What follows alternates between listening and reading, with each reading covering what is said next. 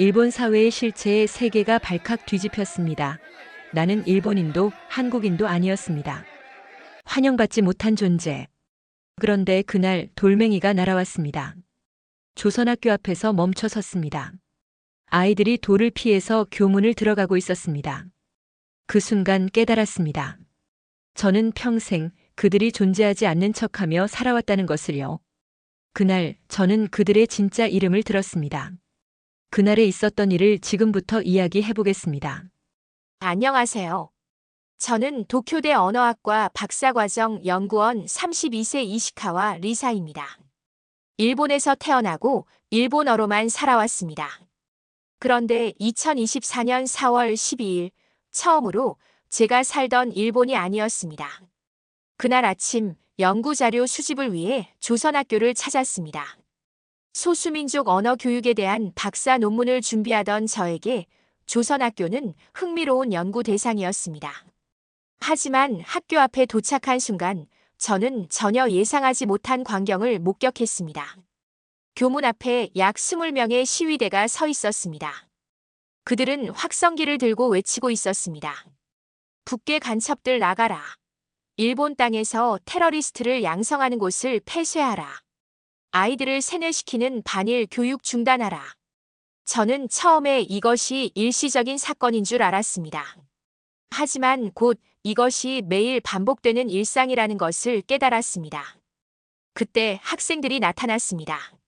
대부분 중학생과 고등학생으로 보이는 아이들이었는데 모두 고개를 깊숙이 숙이고 걸어오고 있었습니다.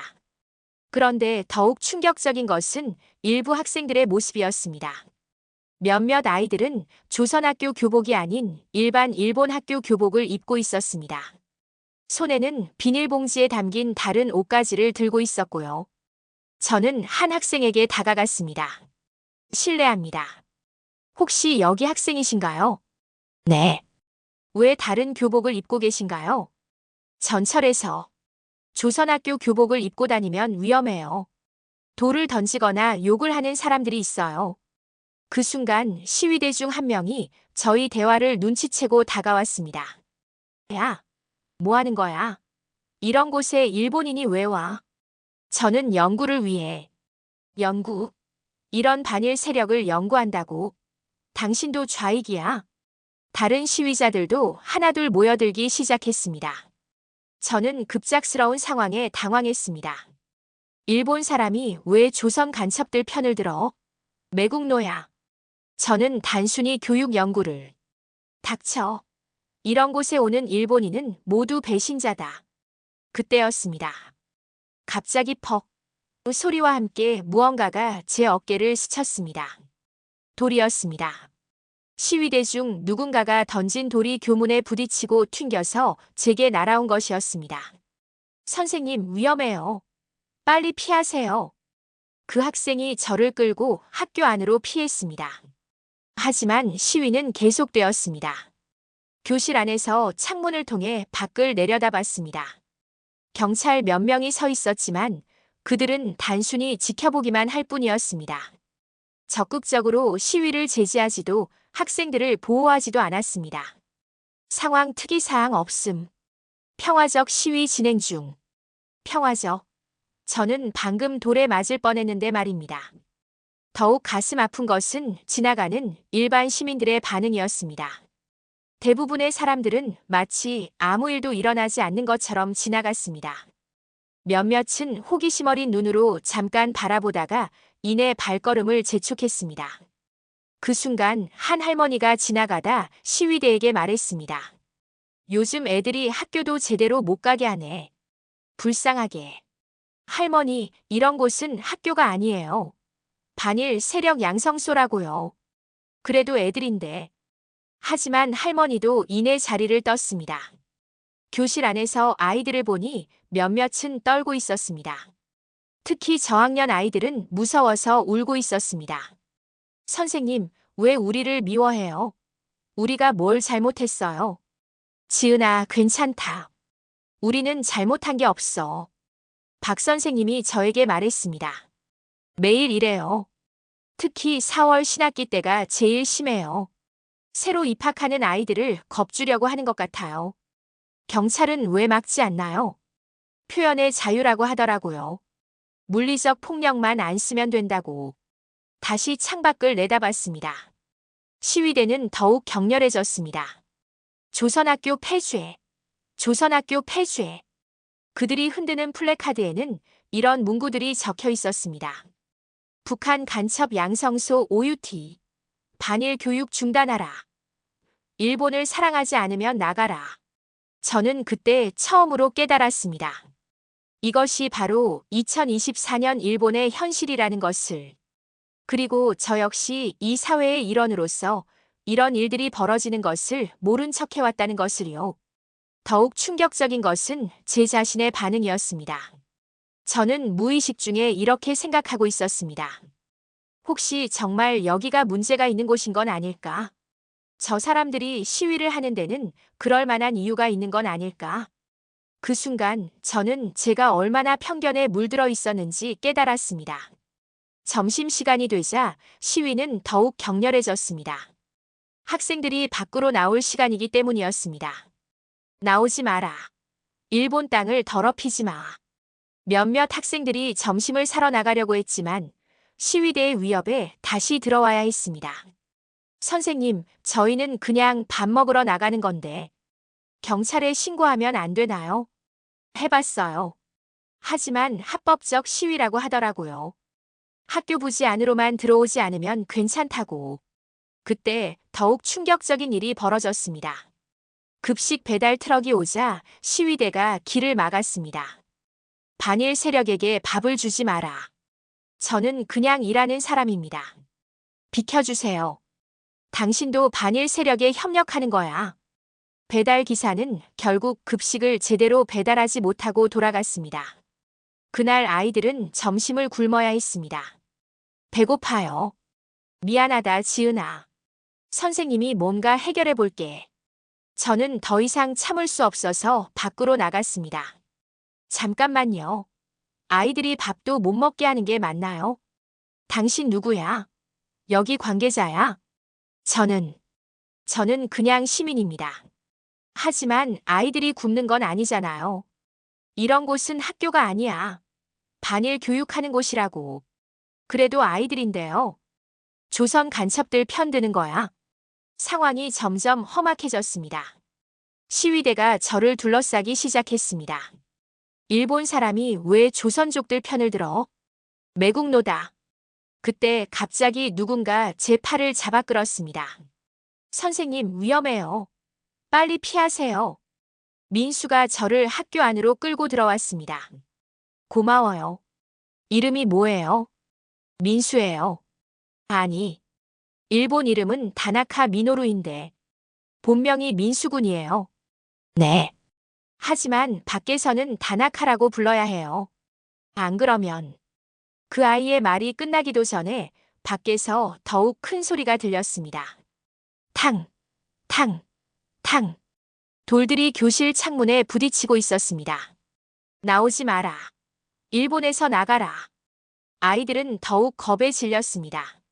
몇몇은 책상 밑으로 숨었고 울음을 터뜨리는 아이들도 있었습니다. 무서워요. 왜 우리를 미워해요? 괜찮다, 아이들. 선생님이 있다. 하지만 박 선생님의 손도 떨리고 있었습니다. 그 순간 저는 깨달았습니다. 이것이 바로 이 아이들의 일상이라는 것을. 매일 아침 이런 공포와 증오를 마주하며 학교에 온다는 것을요. 저는 32년간 일본에서 살면서 단 한 번도 제 존재 자체를 부정당한 적이 없었습니다. 제 언어를 쓴다고 돌에 맞을 위험에 처한 적도 없었고, 제 학교에 다닌다는 이유로 취업에서 불이익을 받을까봐 걱정한 적도 없었습니다. 하지만 이 아이들에게는 그것이 일상이었습니다. 이게 정말 같은 나라에서 벌어지는 일인가? 나는 지금까지 뭘 한 거지? 오후 3시가 되자 시위대는 더욱 격렬해졌습니다.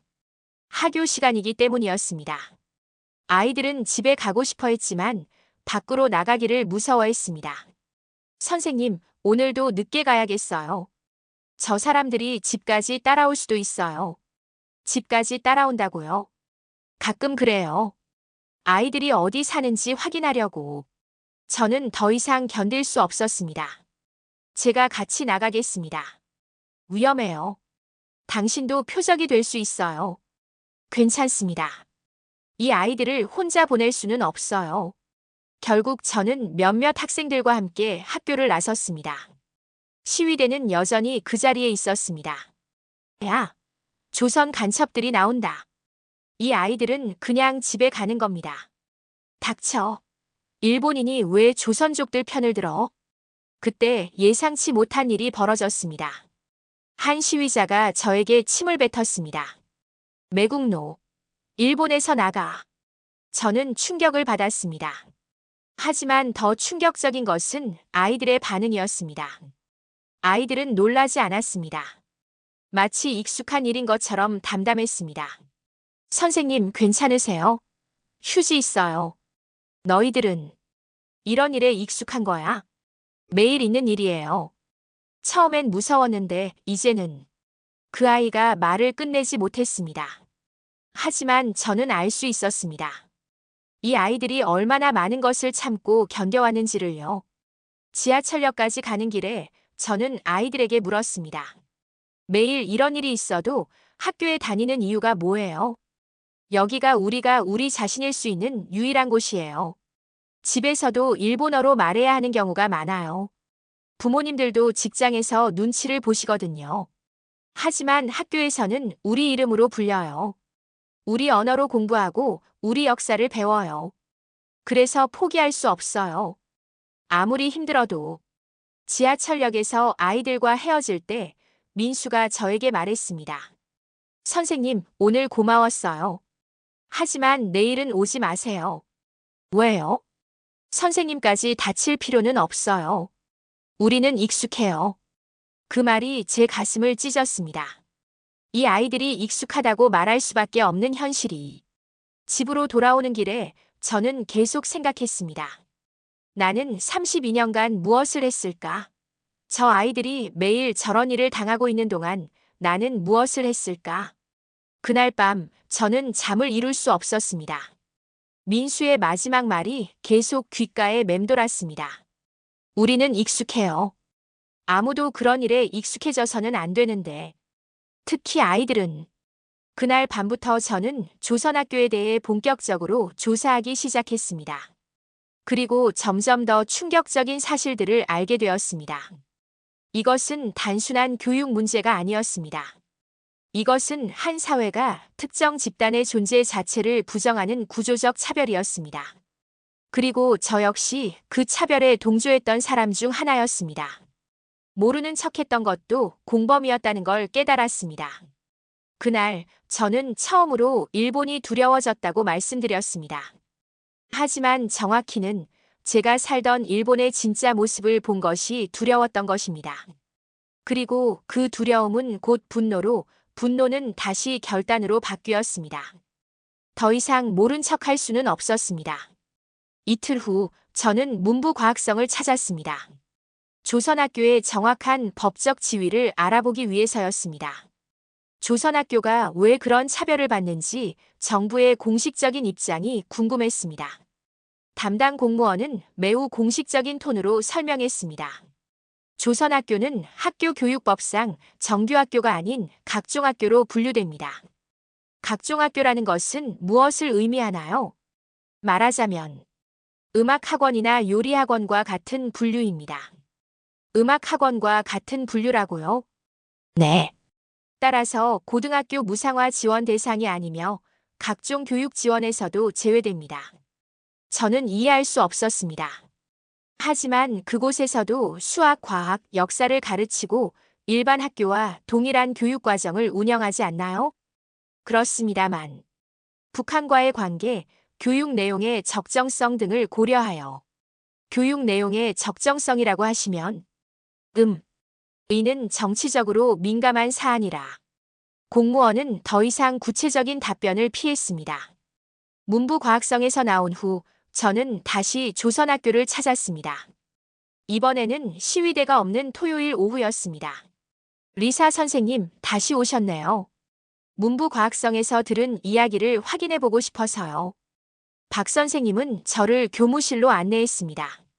교무실에는 손으로 복사한 교재들이 쌓여 있었습니다. 정부 지원이 없다 보니 교재도 직접 만들어야 해요. 모든 교재를 직접 만드시나요? 일부는 한국에서 구입하기도 하지만 대부분은 선생님들이 직접 번역하고 편집해요. 밤늦게까지. 그때 다른 선생님이 들어오셨습니다. 아, 지난번 그 일본인 선생님이시군요. 안녕하세요. 김 선생님이시죠? 네. 수학을 가르치고 있어요. 그런데 참 웃긴 게 저희가 가르치는 수학은 일본 학교와 똑같은데 왜 인정을 안 해주는지 모르겠어요. 리사 선생님, 우리 예산 현황을 보여드릴까요? 박 선생님이 보여준 자료는 충격적이었습니다. 전체 예산의 80%가 학부모들의 수업료와 기부금입니다. 나머지 20%는 한국 정부와 민간단체의 지원이고요. 일본 정부의 지원은 0원입니다. 한 푼도 없어요. 다른 외국인 학교들, 예를 들어 미국인 학교나 독일인 학교는 어느 정도 지원을 받는데 조선학교만 예외예요. 왜 조선학교만 예외인가요? 북한과의 관계 때문이라고 하는데 사실 우리 학생들 대부분은 한국 국적이거나 조선적이에요. 북한과는 직접적인 관계가 없죠. 학교를 둘러보면서 저는 더 많은 것을 알게 되었습니다. 급식실도 없어요. 학부모들이 돌아가면서 도시락을 준비해 주시죠. 모든 학부모가 참여하시나요? 네. 안 그러면 아이들이 굶어요. 체육관도 낡았고 도서관에는 책이 부족했습니다. 컴퓨터도 부족해요. 학생 10명이 컴퓨터 일대를 나눠 써야 해요. 일반 공립학교에서는 학생 1명당 1대씩 지원하는데 우리는 학교가 아니니까요. 그 말이 계속 마음에 걸렸습니다. 우리는 학교가 아니니까요. 방과 후에도 많은 학생들이 학교에 남아 있었습니다. 방과 후에도 이렇게 많은 학생들이 있네요. 집에 가기 싫어하는 아이들이 많아요. 왜요? 집 근처에서 또 다른 차별을 당할 수 있거든요. 학교가 그나마 가장 안전한 곳이에요. 한 학생이 다가왔습니다. 선생님, 지난번에 우리를 도와주신 분이죠? 안녕, 영희야. 숙제하고 있어. 네. 근데 선생님, 우리 학교 어때요? 이상하지 않죠? 전혀 이상하지 않아. 아주 좋은 학교야. 일본 사람들은 우리 학교가 나쁜 곳이라고 하는데 그건 사실이 아니야. 너희들은 잘못한 게 없어. 영희가 활짝 웃었습니다. 그래요? 다행이다. 교장 선생님을 만날 기회가 있었습니다. 리사 선생님, 우리 학교에 관심을 가져주셔서 감사합니다. 교장 선생님, 솔직히 여쭤보고 싶은 게 있어요. 무엇이든 물어보세요. 정말 어려운 상황인데도 학교를 계속 운영하시는 이유가 뭔가요? 교장 선생님이 잠시 생각하시더니 말씀하셨습니다. 이 아이들에게는 자신이 누구인지 알 권리가 있어요. 자신의 언어로 배우고 자신의 역사를 알 권리가요. 하지만 일본 사회에 적응하는 데는 불리하지 않나요? 그렇죠. 하지만 자신을 모르고 어떻게 다른 사람을 이해할 수 있겠어요? 자신의 뿌리를 모르고 어떻게 새로운 가지를 뻗을 수 있겠어요? 저녁이 되어서야 학교를 나섰습니다. 마지막으로 교문을 보니 낮에 봤던 시위의 흔적들이 남아 있었습니다.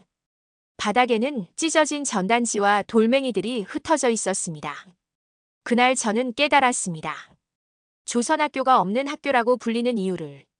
법적으로는 존재하지만 사회적으로는 존재하지 않는 것으로 취급받는다는 것을요. 그리고 그 없음 속에서도 교육을 이어가려는 사람들의 의지를 보았습니다. 집으로 돌아가는 지하철에서 저는 문득 생각했습니다. 만약 내가 저 아이들의 부모라면, 내 아이가 매일 저런 환경에서 공부해야 한다면, 상상만으로도 가슴이 아팠습니다. 그리고 동시에 부끄러웠습니다. 저는 지금까지 이런 현실이 존재한다는 것조차 제대로 몰랐으니까요. 그날 밤 저는 일기에 이렇게 썼습니다. 오늘 나는 없는 학교를 보았다. 존재하지만 존재하지 않는 곳, 학교이지만 학교가 아닌 곳. 그리고 그곳에서 꿈을 키우는 아이들을 만났다. 이 아이들의 꿈을 누가 지켜줄 것인가? 며칠 후 저는 조선학교의 진로 상담 시간에 참관할 기회를 얻었습니다. 고등학교 3학년 학생들의 대학 진학 상담이 있는 날이었습니다. 정민아, 너는 어느 대학에 지원하고 싶어? 사회복지학과에 가고 싶어요. 좋은 선택이야. 그런데 문제가 있어. 최 선생님이 서류를 꺼냈습니다. 저는 정민이의 입시 서류를 보고 충격을 받았습니다. 성명 김정민, 통명 다나카 마사토, 국적 조선적 무국적, 최종학력 각종학교 졸업 예정. 조선적이라는 것은 무국적이라는 뜻이에요. 정민이는 한국 국적도 일본 국적도 없어요. 할아버지가 일제강점기 때 일본으로 오셨는데 해방 후에 고향이 북한 지역이 되면서 한국 국적을 취득하기도 복잡하고 일본 국적은 여러 조건이 까다로워서. 그럼 대학 진학은 어떻게 하나요? 대부분의 대학에서 조선학교 졸업장을 인정하지 않아요. 그래서 검정고시를 따로 봐야 하죠. 검정고시 준비도 따로 해야 하고 국적 문제로 지원할 수 없는 학과도 있어요. 저는 그때 처음으로 깨달았습니다. 제가 당연하게 여겼던 것들 마이너스 국적, 학력, 인정, 진학의 자유 마이너스 이 모든 것이 이 아이들에게는 선택의 여지가 없는 장벽이라는 것을. 정민아, 힘들지 않아? 처음에는 힘들었어요. 어릴 때는 이게 그냥 운명인 줄 알았어요. 정민이가 자신의 이야기를 들려줬습니다. 초등학생 때 친구들과 놀다가 너는 어느 나라 사람이야? 라는 질문을 받았어요. 저는 대답할 수 없었어요. 왜요? 한국 사람이라고 하면 그럼 한국어 할 줄 알아? 라고 물어봐요. 일본 사람이라고 하면 그럼 왜 조선학교 다녀? 라고 하고요. 그래서 그냥 모르겠다고 했어요. 그랬더니 친구들이 이상한 애라고 했죠. 많이 외로웠을 것 같아요. 네. 그래서 중학교 때는 일본 학교로 전학하려고 했어요. 많은 아이들이 그런 고민을 해요. 실제로 중학교나 고등학교 때 일반 학교로 옮기는 학생들도 있고요. 왜 조선학교에 남았어요? 고등학교 1학년 때 한국어 시간에 제 이름의 뜻을 알게 됐어요. 정민은 올바르고 민첩하다는 뜻이래요. 할머니가 지어주신 이름인데 저는 그때까지 몰랐어요. 이름의 뜻을 모르고 있었다고요? 네. 집에서도 대부분 일본어로 대화하고 일본 이름인 마사토로 불렸거든요. 그런데 그날 처음으로 제 진짜 이름이 무엇인지 알게 됐어요. 그때 다른 학생이 상담실에 들어왔습니다. 선생님, 면접 준비는 어떻게 해야 돼요? 리우나 앉아. 어느 대학 면접이야? 도쿄대학교 경영학과요. 거기는 조선학교 출신에 대해 어떤 입장인지 미리 알아봤어. 잘 모르겠어요. 면접에서 조선학교 출신이라는 걸 밝혀야 하는데 불이익을 받을 수도 있어. 그럼 어떻게 해야 돼요? 솔직하게 말하되 내가 조선학교에서 무엇을 배웠는지, 어떤 사람으로 성장했는지를 강조해야 해. 대학교 면접이 끝나고 나온 수진이의 얼굴은 복잡했습니다. 어땠어? 합격했어요. 하지만 제가 제 학교를 부정한 것 같아서 기분이 이상해요. 많은 학생들이 이런 경험을 하나요? 거의 다요. 아르바이트뿐만 아니라 나중에 취업할 때도 마찬가지래요. 취업할 때도요? 선배들 말로는 이력서에 조선학교 졸업이라고 쓰면 서류 단계에서 떨어지는 경우가 많대요. 그럼 어떻게 해요? 일본 이름을 쓰고 학교 이름도 애매하게 쓴대요. 아니면 검정고시 합격이라고만 쓰거나. 저는 충격을 받았습니다. 그럼 평생 자신을 숨기고 살아야 한다는 거네요. 그런 셈이죠. 아니면 차별을 감수하거나. 그날 오후 저는 조선학교의 한국어 수업을 참관했습니다. 그 수업에서 저는 놀라운 것을 보았습니다. 오늘은 훈민정음의 창제 원리에 대해 배워보겠습니다. 아이들이 한글의 원리를 배우고 있었습니다. 세종대왕은 백성들이 쉽게 배울 수 있는 문자를 만들고 싶어 하셨어요. 나란 말씀이 둥귀게 달아. 이 말씀을 아는 사람. 백성들이 자신의 뜻을 표현할 수 있도록 하려고 하신 거죠? 맞아요. 문자는 권력이기도 하지만 동시에 자유의 도구이기도 해요. 저는 그 말에 깊은 감동을 받았습니다. 아이들이 한글을 배우는 모습을 보면서 저는 깨달았습니다. 이들에게 한글은 단순한 언어가 아니라 자신의 존재를 증명하는 단위라는 것을요. 여러분에게 한글은 어떤 의미인가요? 저에게는 제가 누구인지 알려주는 거예요. 집에서 쓸 수 없는 말이지만 여기서는 자유롭게 쓸 수 있어요. 친구들과만 나눌 수 있는 비밀 같은 거예요. 제 마음을 가장 잘 표현할 수 있는 언어예요. 수업이 끝난 후 아이들의 한글 습자 노트를 보게 되었습니다. 한 아이가 이렇게 써놨더군요. 나는 김정민입니다. 나의 이름은 아름답습니다. 우리는 존재합니다. 우리는 소중합니다. 점심시간에 아이들과 대화를 나눴습니다. 집에서도 한국어를 써요? 가끔요. 하지만 부모님들도 일본어가 더 편하세요. 할머니하고만 한국어로 이야기해요. 방과 후 학생들과 함께 전철을 타고 가면서 이런 일이 있었습니다. 오늘 수업 재미있었어. 응, 특히 역사 시간이 좋았어. 그날 저녁 학교에서는 특별한 수업이 있었습니다. 오늘은 여러분의 이름에 담긴 뜻을 알아보는 시간을 가져보겠어요. 제 이름 정민은 올바르고 민첩하다는 뜻이에요. 제 이름 리우는 이치에 맞고 윤택하다는 뜻이래요. 제 이름 세호는 세상을 호령한다는 뜻이에요. 제 이름 수지는 맑고 진실하다는 뜻이에요. 아이들이 자신의 이름의 뜻을 알아갈 때마다 표정이 밝아졌습니다. 여러분의 이름은 모두 아름다운 뜻을 담고 있어요. 여러분의 부모님과 할머니, 할아버지가 여러분을 얼마나 사랑하는지 알 수 있죠. 저는 지금까지 제 이름이 부끄러웠는데 이제는 자랑스러워요. 저도요. 앞으로는 당당하게 제 이름을 말할 거예요. 저는 다짐했습니다. 더 이상 이 아이들이 자신의 언어를 숨기지 않아도 되는 사회를 만들어야겠다고. 며칠 후 저는 본격적으로 역사를 조사하기 시작했습니다. 조선학교가 왜 이런 차별을 받게 되었는지 그 역사적 배경을 알고 싶었습니다. 도서관에서 전후 일본의 교육 정책 자료를 찾아보던 중 충격적인 문서를 발견했습니다.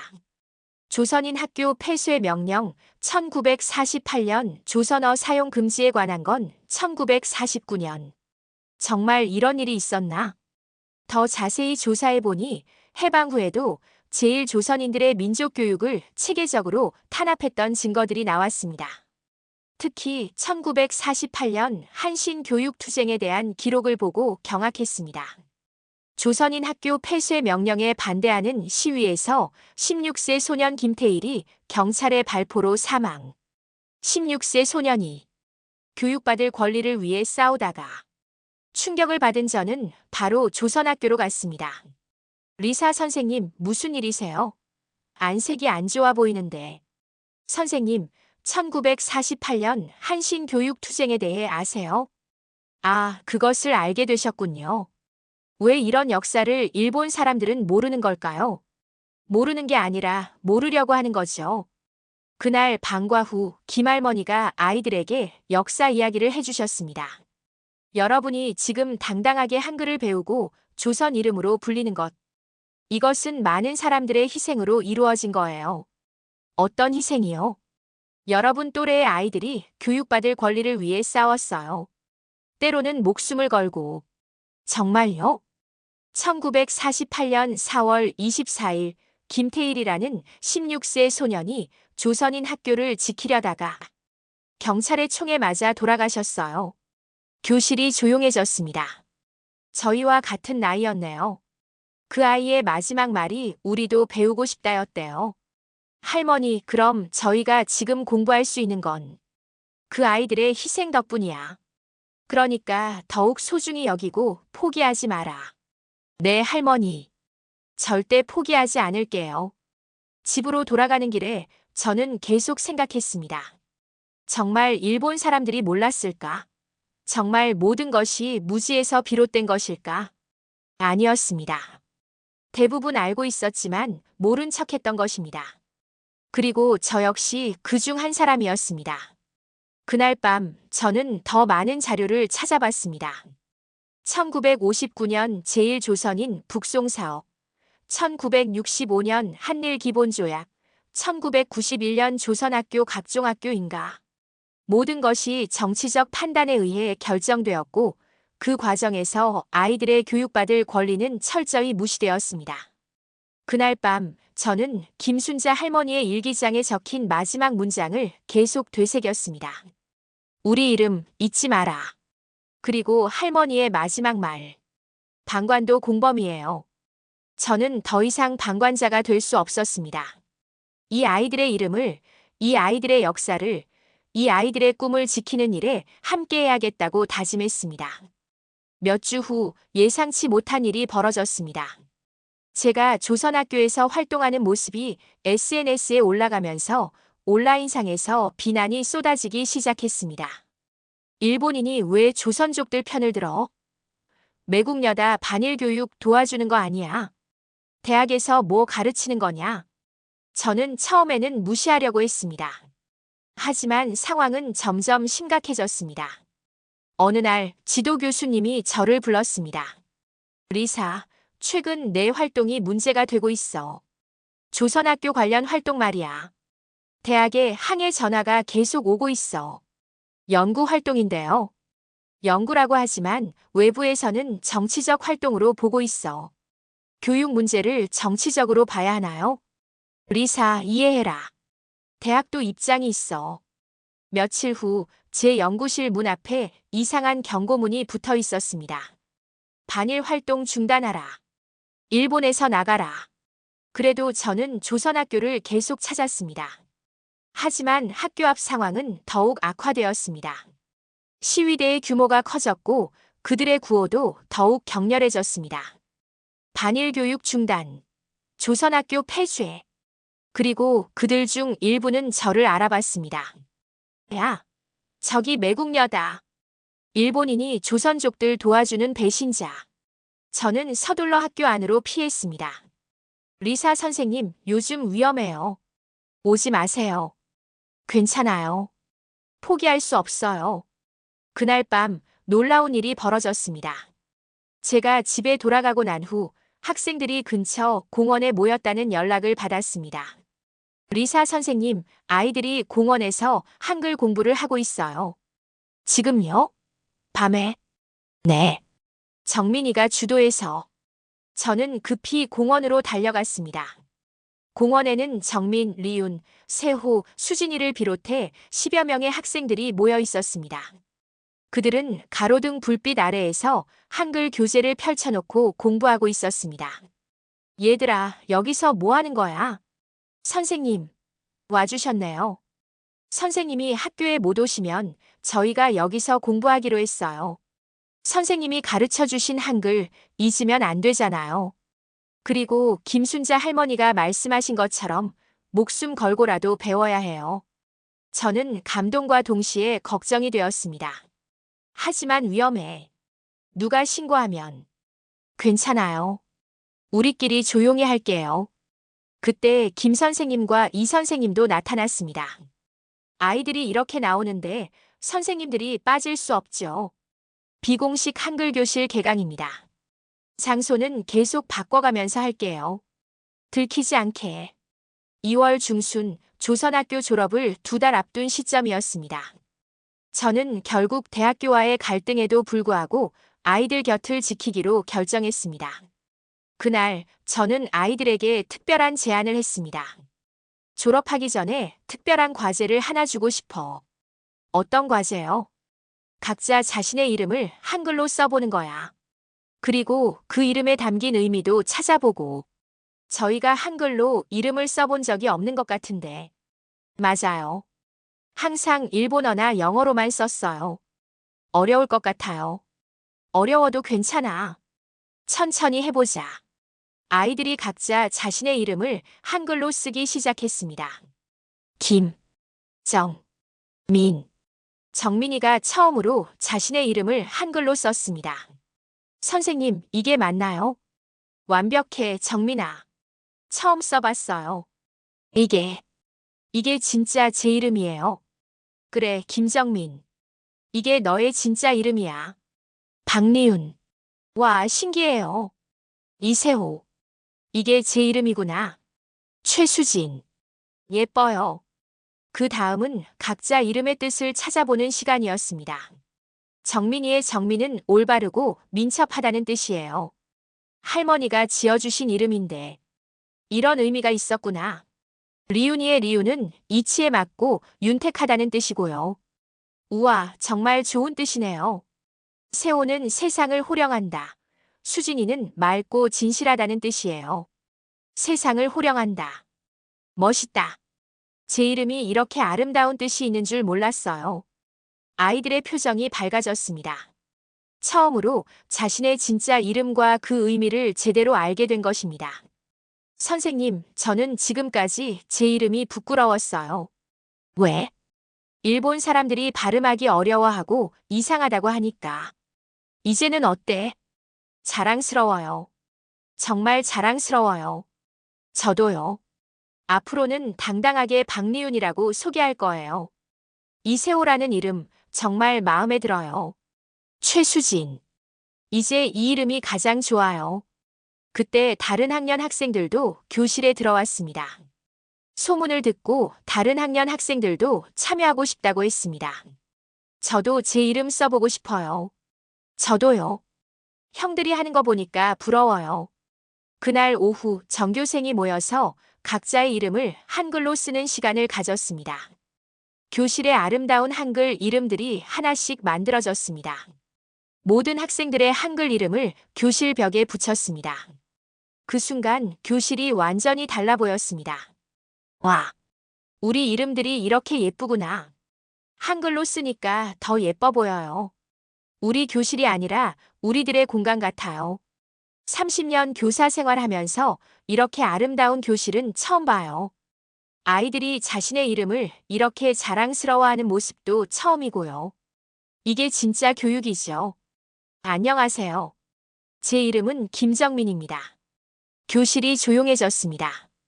지금까지 저는 다나카 마사토라는 이름으로 살았습니다. 하지만 이제 알았어요.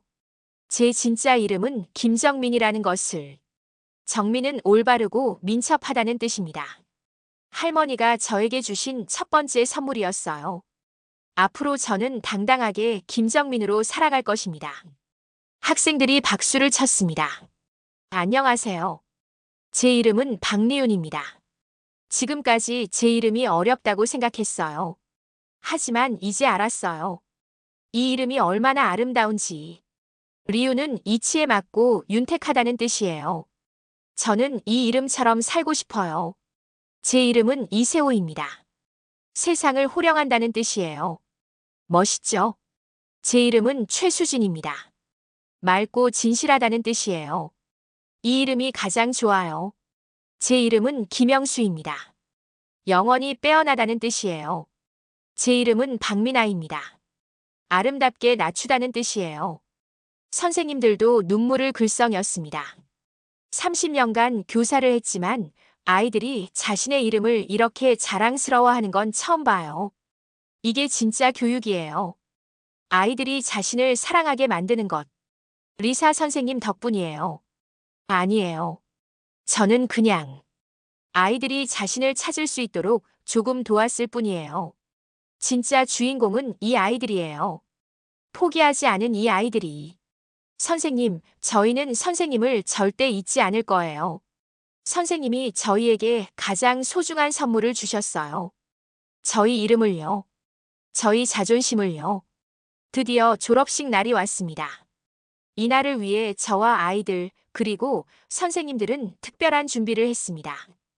평소보다 일찍 학교에 도착했습니다. 놀랍게도 시위대는 보이지 않았습니다. 오늘은 조용하네요. 졸업식이라고 양해해 준 건가요? 어쨌든 다행이에요. 강당에는 학생들의 한글 이름이 적힌 플래카드가 걸려 있었습니다. 김정민, 박리훈, 이세호, 최수진, 김영수, 박민아, 이준호, 최다은, 정수빈. 와, 우리 이름들이 이렇게 예쁘게 걸려 있네요. 한글로 쓰니까 더 멋있어요. 학부모들이 하나둘 도착했습니다. 모든 분들의 표정이 밝았습니다. 정민아, 오늘 정말 자랑스럽다. 어머니, 저는 김정민이에요. 그래, 우리 정민이. 그때 예상치 못한 분이 나타났습니다. 리사 선생님, 할머니, 어떻게 오셨어요? 이런 날을 놓칠 수 있겠어요? 이 아이들의 졸업식인데. 할머니는 아이들 한 명 한 명을 바라보며 흐뭇해하셨습니다. 정민아, 리우나, 세호야, 수진아. 모두 컸구나. 할머니, 저희 이제 당당하게 한글 이름으로 불려요. 그래야지. 그게 맞아. 오전 10시 졸업식이 시작되었습니다. 오늘 우리는 특별한 졸업식을 하겠습니다. 졸업생들이 한 명씩 무대에 올라와 자신의 이름을 직접 말씀해 주시기 바랍니다. 첫 번째로 정민이가 무대에 올랐습니다. 안녕하십니까? 강당이 조용해졌습니다. 저는 김정민입니다.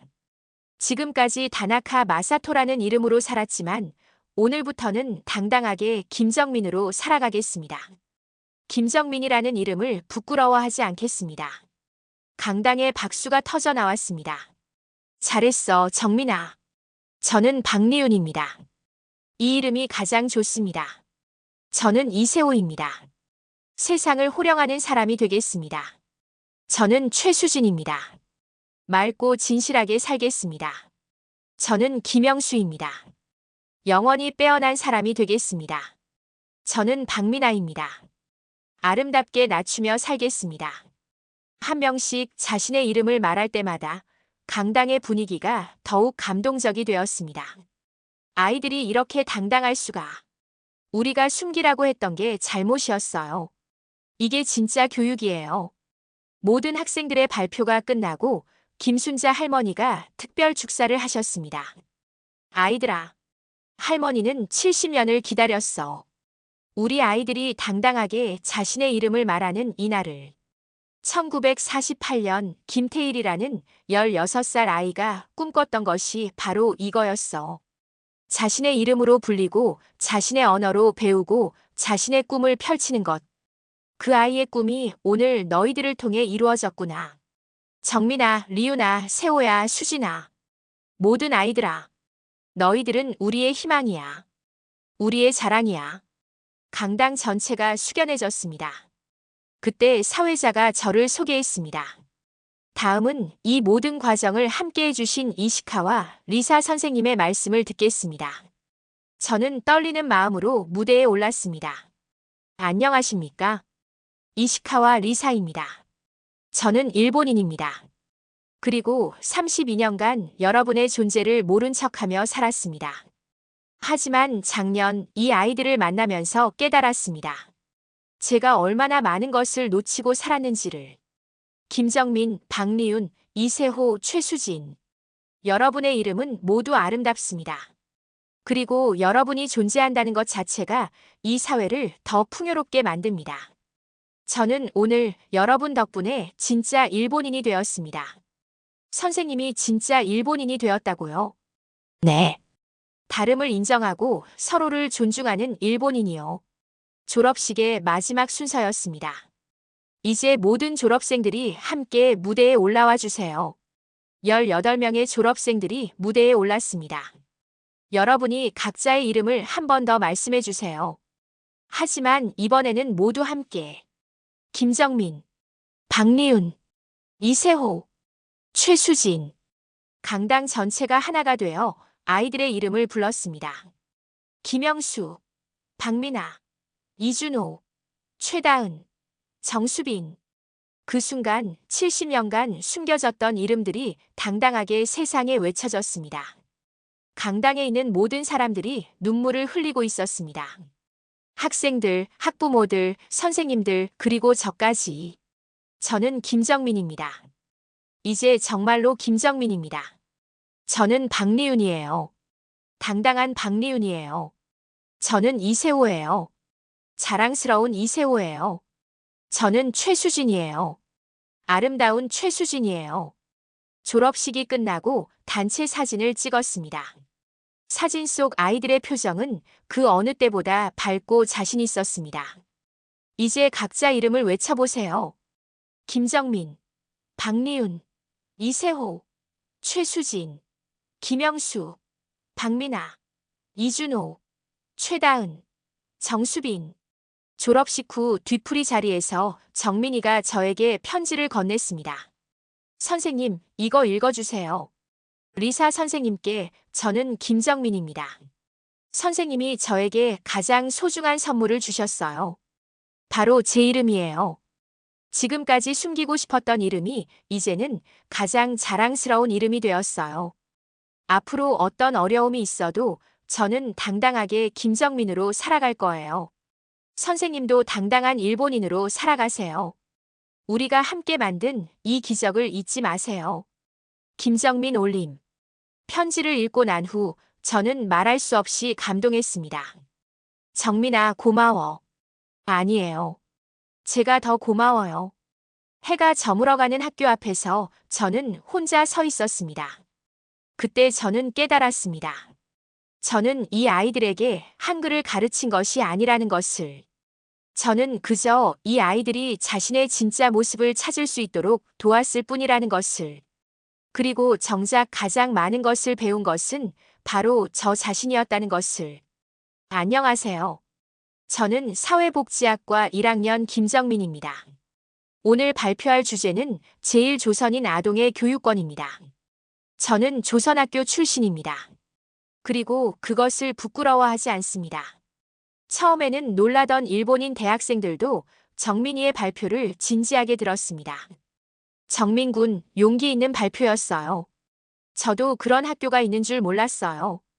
이제 알게 되었으니까 된 거죠. 중요한 건 앞으로 어떻게 할 것인가예요. 저는 지금 새로운 논문을 쓰고 있습니다.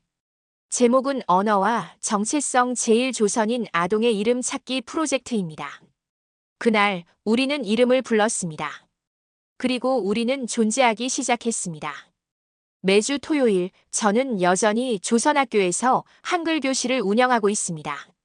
새로운 아이들이 와서 자신의 이름을 한글로 배웁니다. 선생님, 제 이름도 한글로 써주세요. 물론이지. 내 이름은 뭐니? 저는 아직 잘 모르겠어요. 괜찮아. 천천히 찾아보자. 내 진짜 이름을. 그날 우리는 이름을 불렀습니다. 김정민, 박리훈, 이세호, 최수진. 70년간 숨겨졌던 이름들이 세상에 당당하게 외쳐졌습니다. 그리고 우리는 존재하기 시작했습니다. 더 이상 없는 존재가 아닌 이 사회의 당당한 일원으로서. 저는 일본인입니다. 하지만 이제 저는 진짜 일본인이 되었습니다. 다름을 인정하고 서로의 이름을 존중하는 일본인이요. 그리고 이 아이들은 한국계 일본인입니다. 더 이상 숨길 필요도 부끄러워할 필요도 없는 당당한 존재들이요. 글자를 가르친 게 아니었습니다. 저는 그저 그 아이들이 자기 자신이 되도록 도왔을 뿐입니다. 그날 우리는 이름을 불렀습니다. 그리고 우리는 존재하기 시작했습니다. 오늘의 이야기는 여기까지입니다. 한글이 대단하다고 생각하시면 댓글을 남겨주세요. 구독, 좋아요는 저에게 큰 힘이 됩니다. 지금까지 시아였습니다. 감사합니다.